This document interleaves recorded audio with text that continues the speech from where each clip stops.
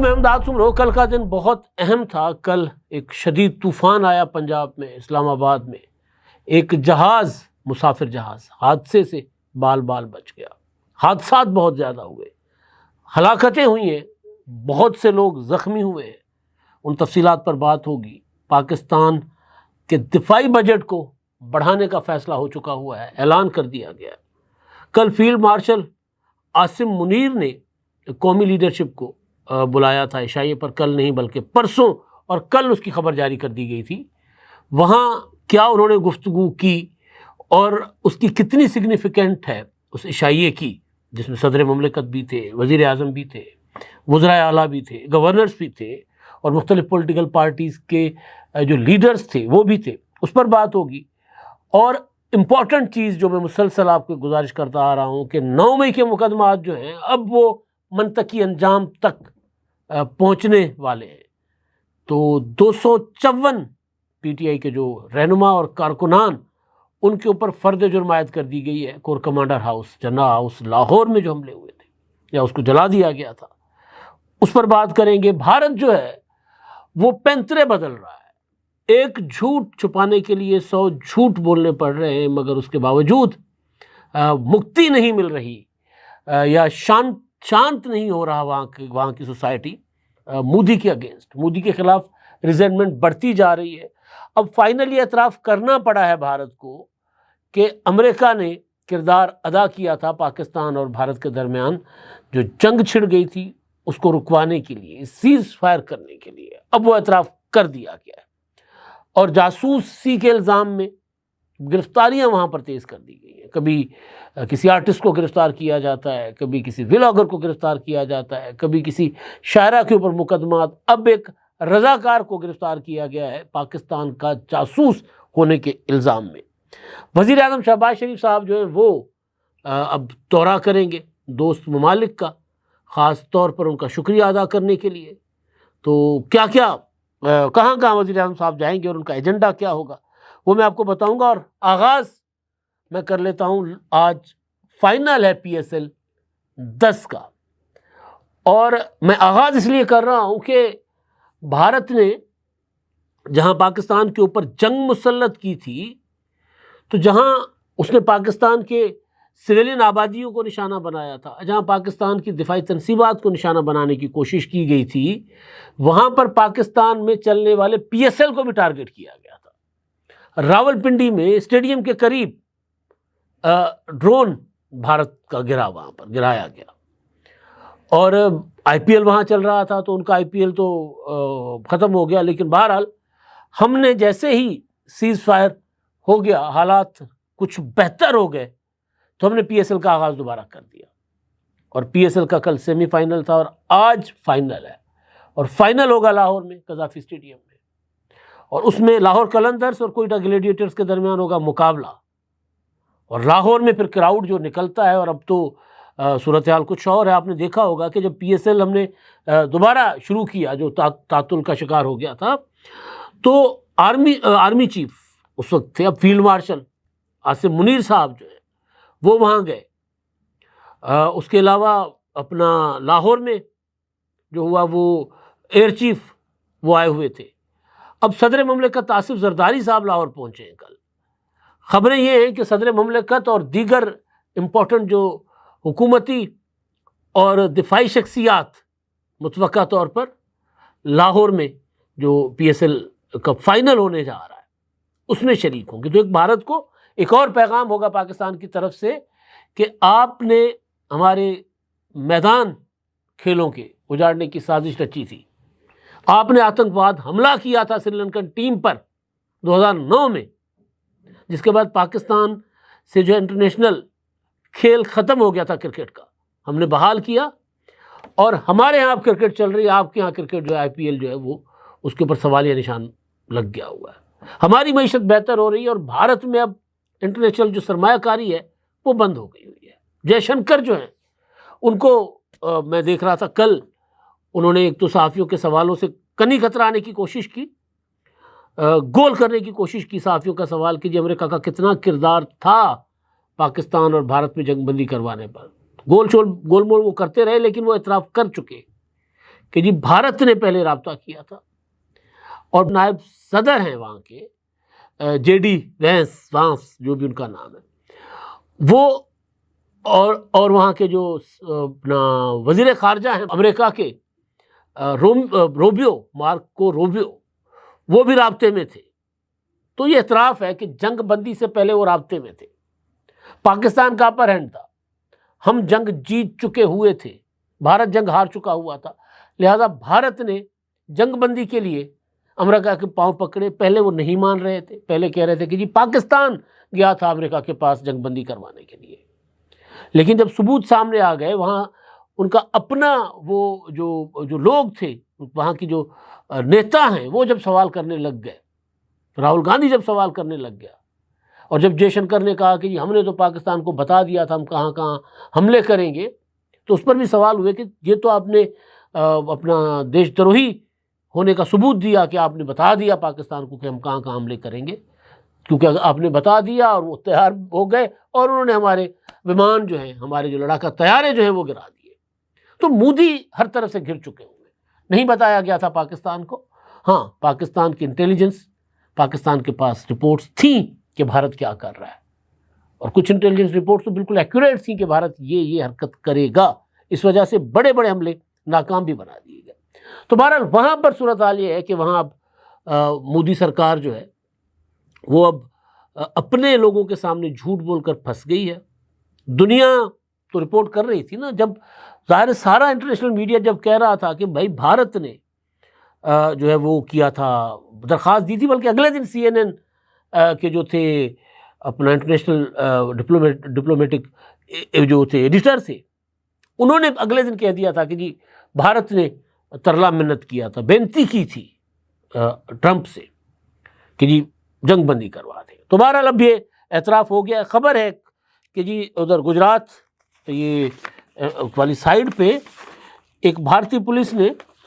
رن of کچھ، یہ سندھ کے ساتھ جو لگتا ہے علاقہ، تو رن آف کچھ میں ایک طبی رضاکار کو پاکستان کے لیے جاسوسی کرنے کے الزام میں وہاں گجرات کی پولیس نے گرفتار کر دیا۔ انڈیا ٹوڈے رپورٹ کر رہا ہے، جس کے مطابق وہاں کا جو اینٹی ٹیررزم اسکواڈ ہے ATS، اس نے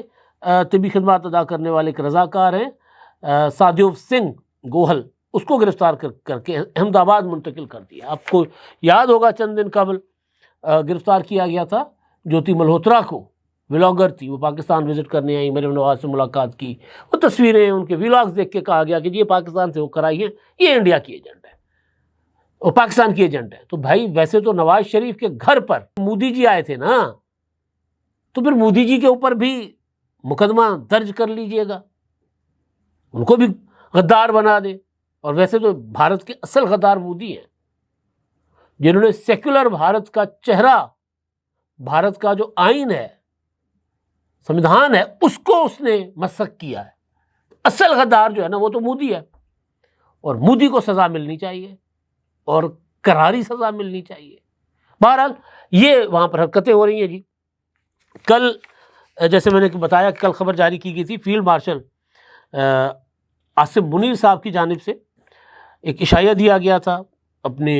فیلڈ مارشل کے طور پر ان کا پروموشن جو ہوا اور جنگ جیتی پاکستان نے، تو انہوں نے جو ہے وہ ایک عشائیہ دیا جس میں صدر پاکستان آصف زرداری، یعنی یہ عشائیہ ہوا جمعے کی شام کو، وزیر اعظم شہباز شریف، نائب وزیر اعظم Ishaq Dar, chairman senate, speaker قومی اسمبلی، وفاقی وزراء، گورنرز، وزرائے اعلیٰ، chairman joint chief of staff committee, سربراہان فضائیہ بحری اور دیگر مختلف سیاسی جماعتوں کے قائدین تھے۔ تصویروں میں مجھے الیمین گنڈاپور نظر نہیں آئے، تصویروں میں مجھے پی ٹی آئی کی لیڈرشپ نظر نہیں آئی۔ تو بہرحال وہ ابھی اس میں عمران خان صاحب کی دوبارہ ملاقاتیں شروع ہو گئی ہیں، تو دوبارہ وہ اپنی پارٹی کی واٹ لگانا شروع ہو گئے عمران خان صاحب۔ جس طرح مودی نے اپنی سیاست کی واٹ لگا دی نا، اس طرح عمران خان صاحب بھی اپنی سیاست کے پیچھے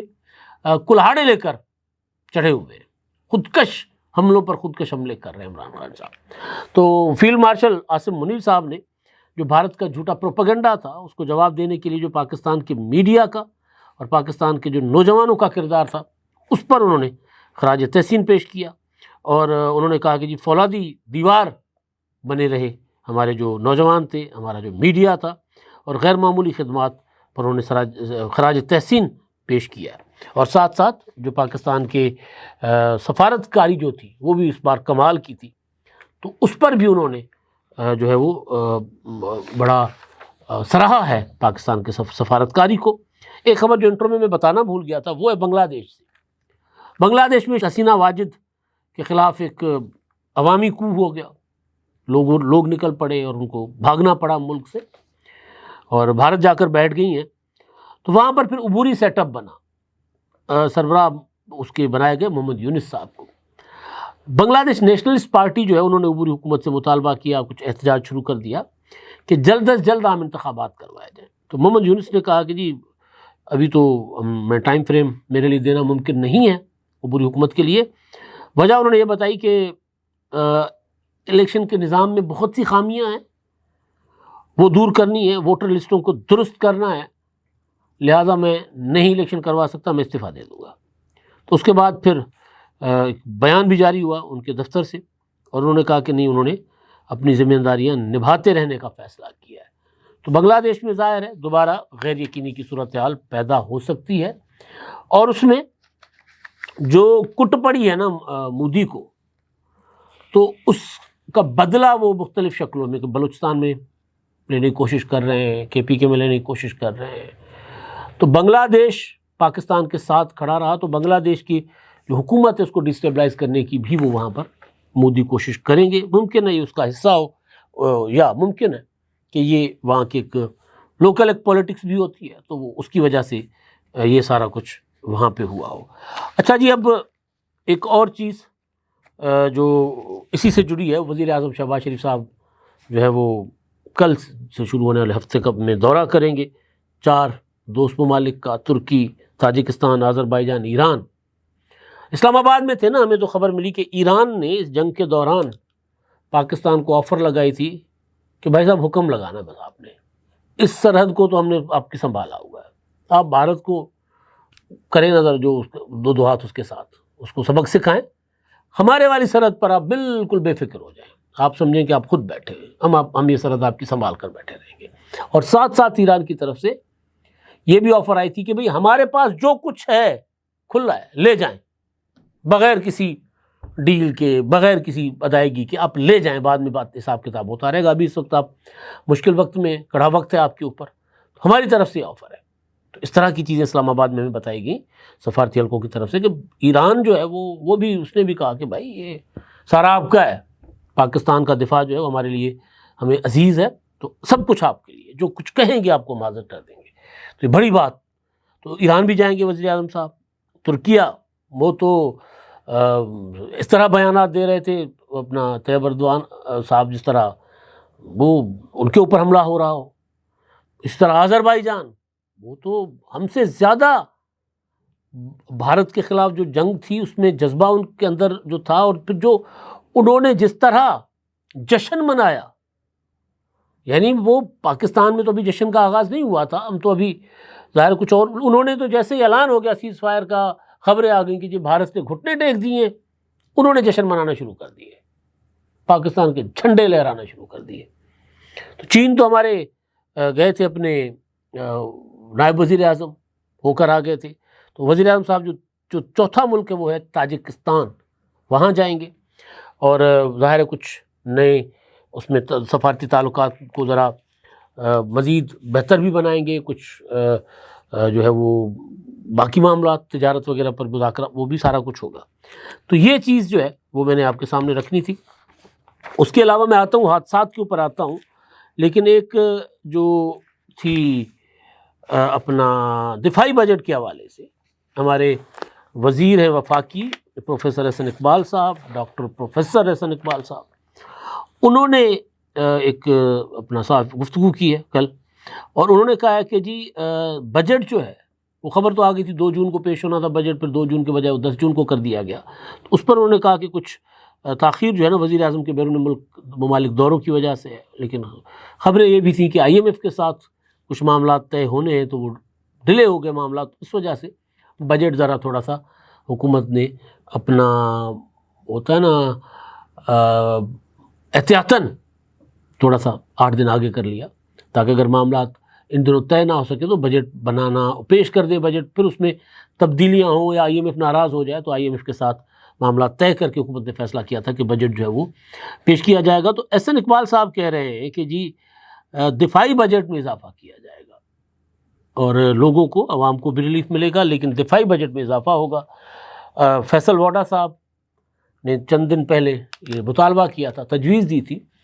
کہ پاکستان نے بھارت کو جو ٹوٹے چبائے ہیں، جو بھارت کا حشر کیا ہے پاکستان کی فوج نے، تو انہوں نے ڈیمانڈ یہ کی تھی کہ دفاعی بجٹ جو ہے وہ بڑھا دیا جائے 3 گنا، اور جو افواج کی تنخواہیں ہیں وہ ڈبل کر دی جائیں۔ ماضی میں جب پیپلز پارٹی کا دور تھا 2008 کا، تو اس وقت ملکنڈ آپریشن شروع ہوا تھا، تو پھر اس وقت پہلے ہی بجٹ میں فوجی جو تھے ان کی تنخواہیں ڈبل کر دی گئی تھی، اور عام جو سرکاری ملازمین تھے ان کی 50% تنخواہ بڑھائی گئی تھی۔ تو ایک ماضی میں ریکارڈ تو ہے اس طرح کا، مثال تو ہے، لیکن کیا وہ بجٹ اس طرح بڑھائی جائے گی، اپنا تنخواہ بڑھائی جائے گی، نہیں بڑھائی جائے گی، وہ ایک الگ معاملہ ہے۔ یا دفاعی بجٹ 3 گنا بڑھتا ہے، 2 گنا بڑھتا ہے، یا 2-3 ارب ڈالر بڑھ جاتا ہے، کیونکہ اس وقت میرا خیال ہے 7.6 ارب ڈالر ہے ہمارا دفاعی بجٹ۔ تو ڈیمانڈ یہ کیا جا رہا ہے یا تجویز یہ دی جا رہی ہے کہ 15 ارب کے قریب اس کو لے کر جایا جائے۔ بھارت کا 86 ارب کا بجٹ ہے، لیکن بہرحال پھر ہمارے لیے سوال بھی ہے کہ بھارت ظاہر معیشت تو ہے بڑی، دفاعی طور پر ہم نے اس کو ٹوٹے چبا دیے، لیکن بہرحال وہ اس کو بھی ڈبل کر سکتا ہے اپنے اس بجٹ کو۔ تو ہمارے لیے ذرا کچھ مشکلات ہیں، لیکن ہم نے اس تمام مختصر بجٹ کے باوجود ہم نے ان کے 86 ارب یعنی وہ 80 ارب 79 ارب ڈالر بجٹ ان کا ہم سے زیادہ تھا، اس کے باوجود ان کو ٹوٹے چبا دیے۔ عمران خان صاحب کل میں نے آپ کو بتایا تھا کہ چیخ رہے ہیں 9 مئی کے مقدمات، مذاکرات کرو مجھ سے، میں بیٹھا ہوا ہوں، ملک کی خاطر مذاکرات کروں گا، ساری باتیں کر رہے ہیں نا۔ تو اس کے پیچھے میں نے آپ کو بتایا تھا کہ سپریم کورٹ نے فیصلہ دیا تھا کہ 4 ماہ کے اندر 9 مئی کے مقدمات انسداد دہشت گردی کی عدالتیں نپٹا دیں۔ تو خبر کل آئی تھی، کیونکہ کل میں سفر میں تھا، اسلام آباد سے واپسی ہو رہی تھی، تو اس وجہ سے جو کل کی ڈیولپمنٹس تھی اس ٹائم وہ آپ کے سامنے نہیں رکھ سکا تھا، لیکن یہ خبر بڑی امپورٹنٹ ہے۔ 254 PTI کے کارکن اور رہنما، جن میں عالیہ حمزہ ہیں، روبینہ جمیل ہیں، خدیجہ شاہ ہیں۔ روبینہ جمیل میرا خیال ہے ان کا بھی تعلق کسی فوجی خاندان سے ہے۔ خدیجہ شاہ سابق آرمی چیف کی نواسی ہیں۔ تو اعجاز چودھری، عمر سرفراز چیمہ، محمود رشید سمیت 254 افراد پر فرد جرم عائد کر دی گئی۔ فرد جرم کے بعد اب پراپر مقدمہ چلے گا، گواہیاں ہوں گی، ثبوت پیش کیے جائیں گے، اور جرا ہوگی، اور ثبوت پکے پڑے ہوئے ہیں، آڈیوز کی شکل میں بھی،